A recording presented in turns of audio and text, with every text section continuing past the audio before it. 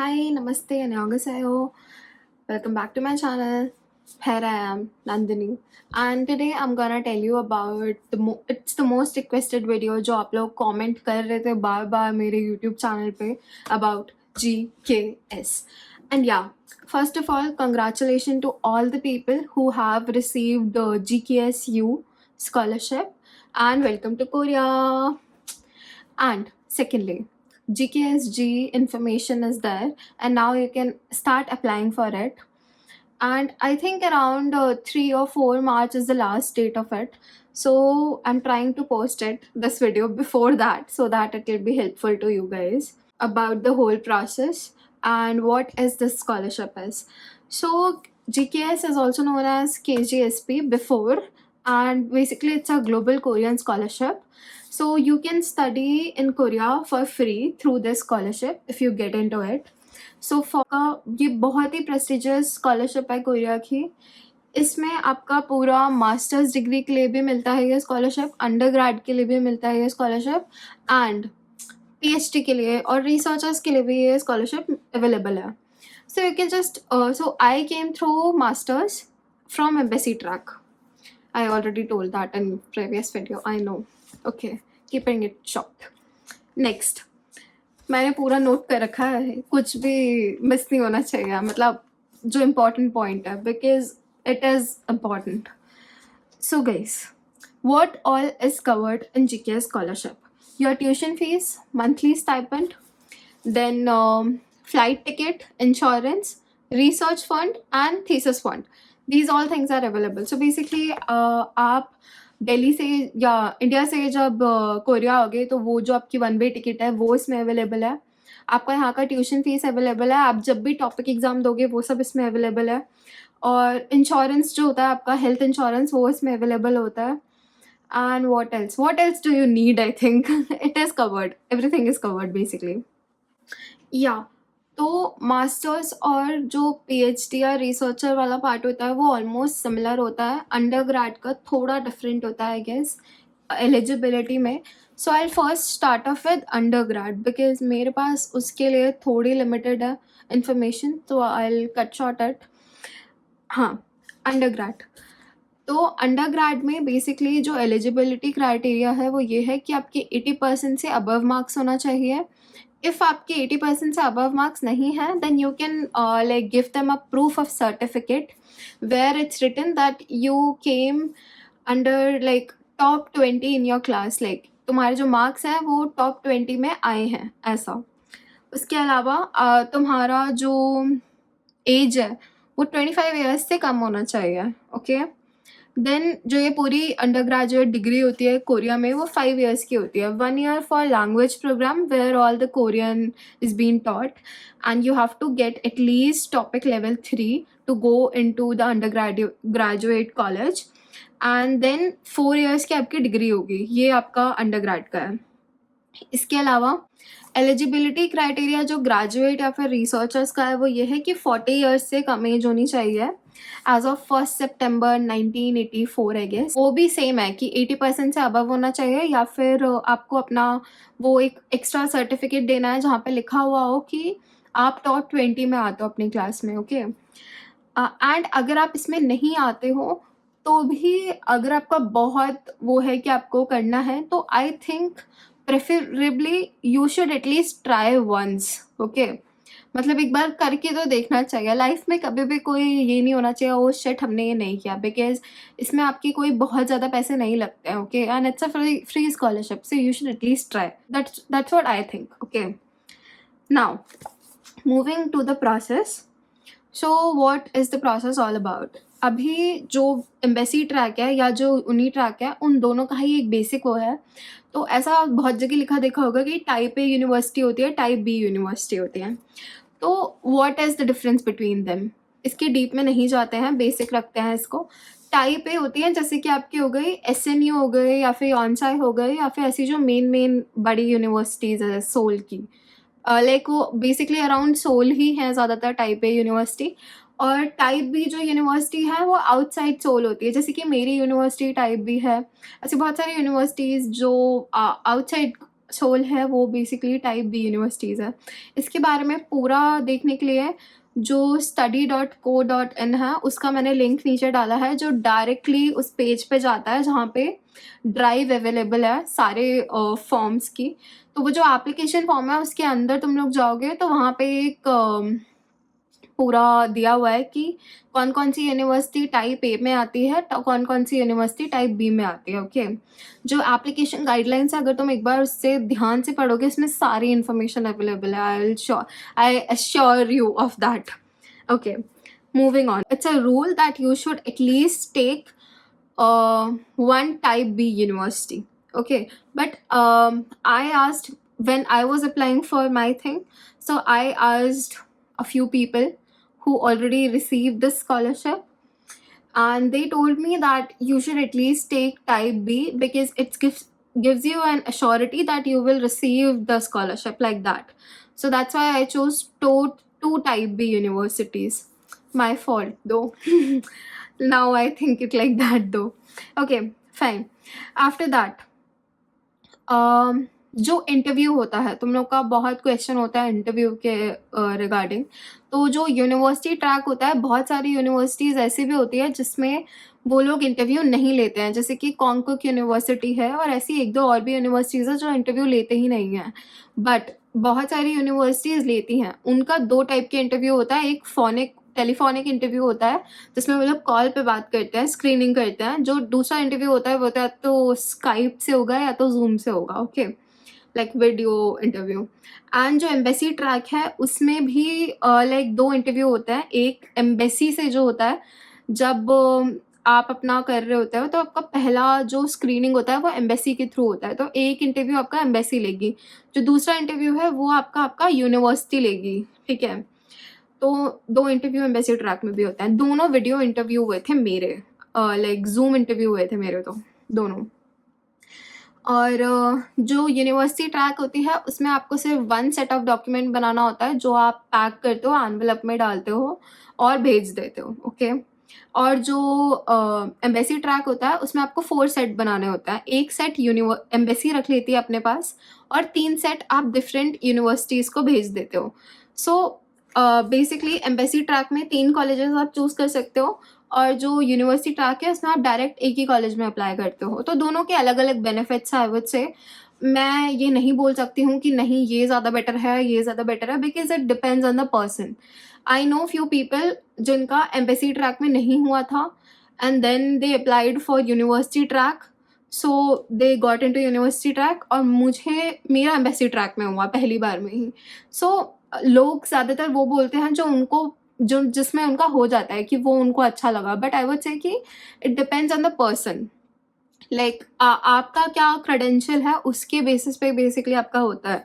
University track का क्या है कि आपका यूनिवर्सिटी ट्रैक में ऐसा होता है कि they know that you only target this college in the whole thing, so they are very confident about you. But whereas in embassy track it's like you are applying for 3 colleges, so I would say it has both pros and cons in both the things.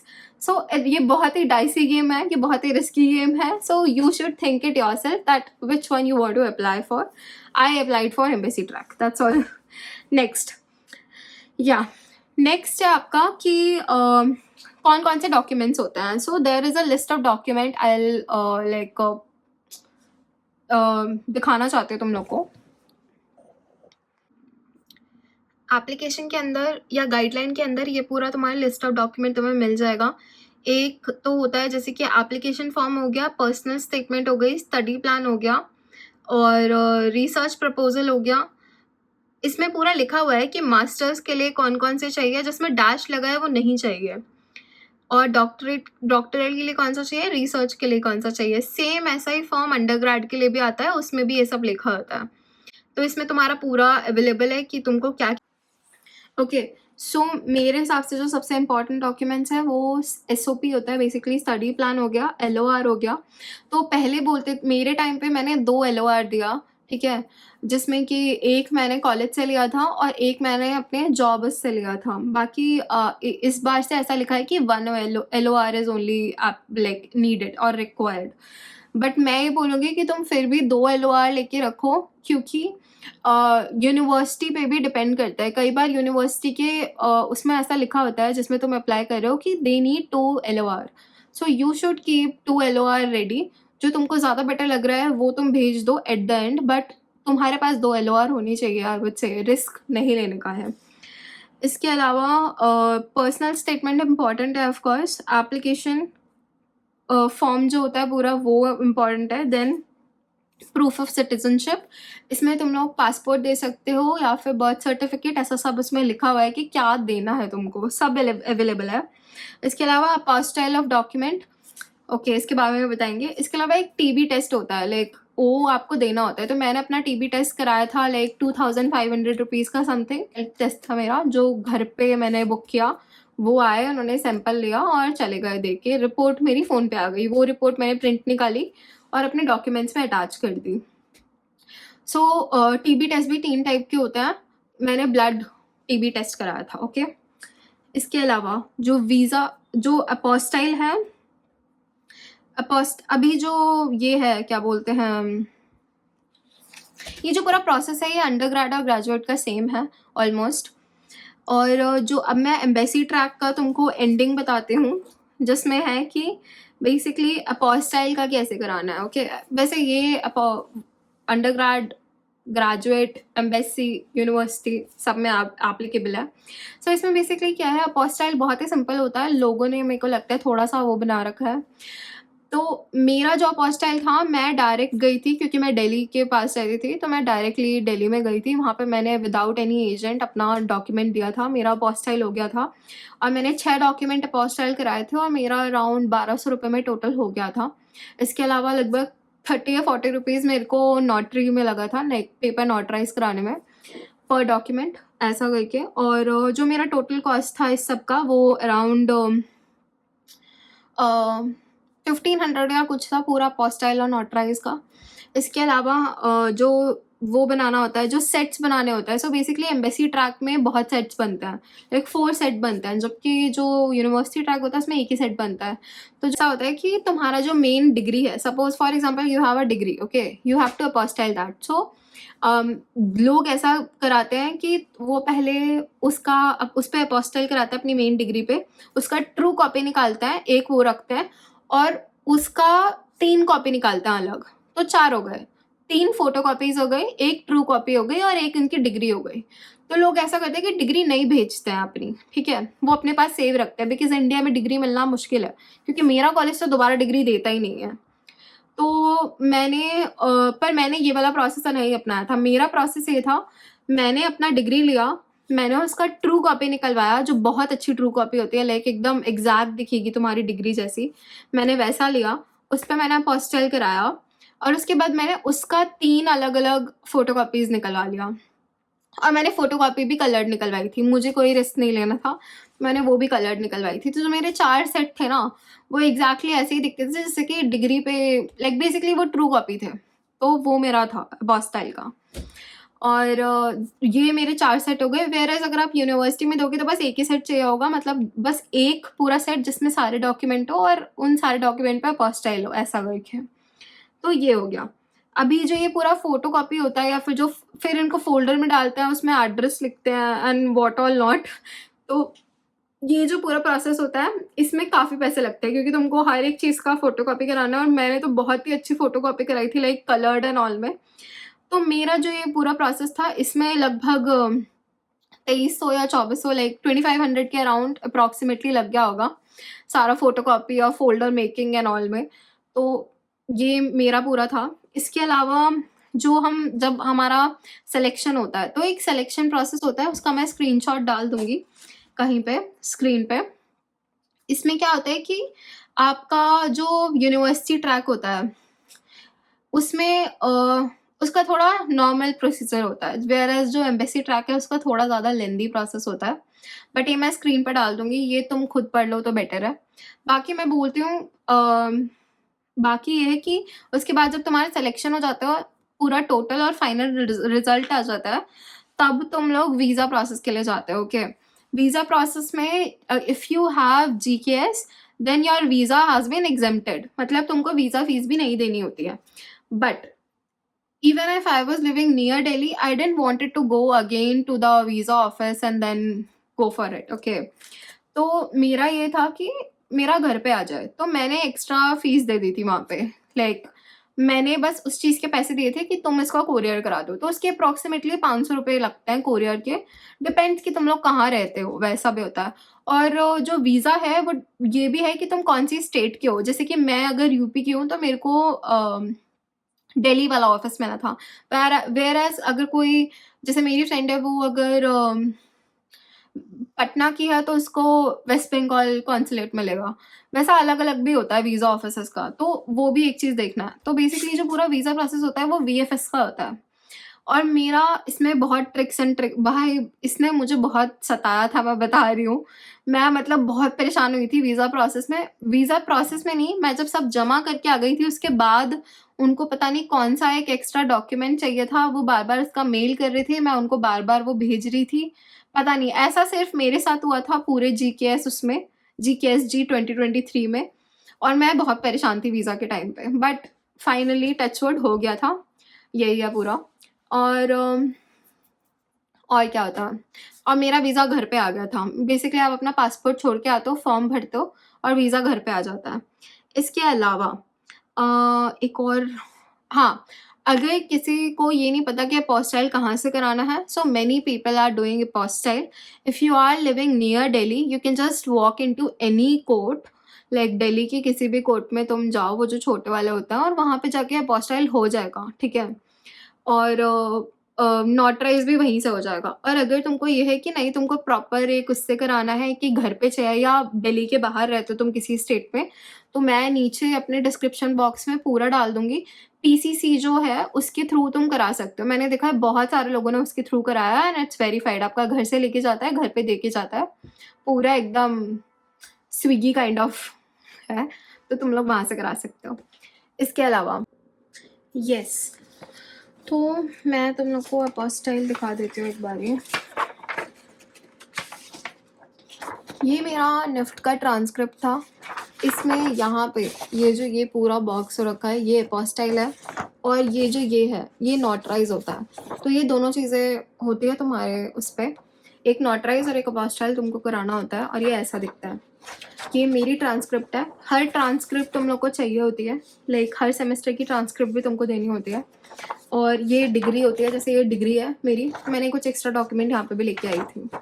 तो ये पूरा apostille हो गया, notarise हो गया, ऐसा पूरा process हो गया ये.